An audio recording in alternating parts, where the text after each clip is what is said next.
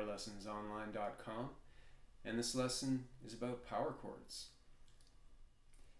This lesson is about how to play power chords and make them sound good. One of the first points is to use distortion.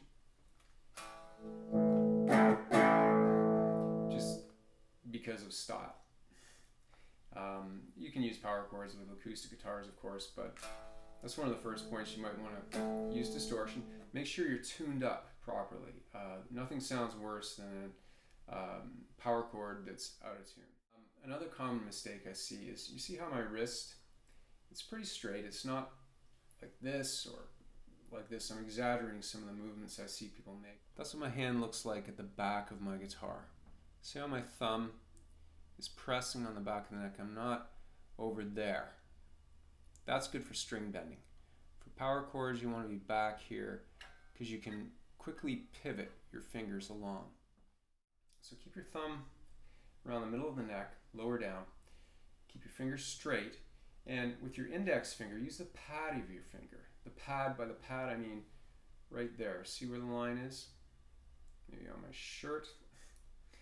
Okay? Not the tip of your finger. A lot of people will go with the tip of their finger like this, and then see how my wrist gets bent? You lose your grip. Use the pad of your finger. Another thing that I've mentioned in other lessons is to keep your fingers close to the frets. By that I mean, when I'm here at the 5th fret on my guitar, I'm not back here toward the headstock, toward the nut. I'm close behind the actual fret wires. I'm not on top of the fret wires, but I'm close behind the fret wires. Okay. And you notice my fingers are pushing straight down. I'm not bending the strings. That's something else to watch for. Because here that's sounding out of tune now because I'm bending the string. The other thing is what I call using train tracks or smudging. We'll do train tracks. That's where you move along the axis of the guitar neck. So when I move, I keep my hand almost as if it's frozen. My fingers aren't splaying out or anything. They're just staying in the same basic position. And I don't come off the strings. I continue touching the strings, and then I push down on that chord. I lift up, but I'm still touching the strings. I move along to the point I want to go to, the 5th fret here, and I push down. Okay, and then I said smudging. That's just going this way along the axis of the frets. So when I go here, I just sort of scooch or smudge. For now, try to keep your fingers close to the strings.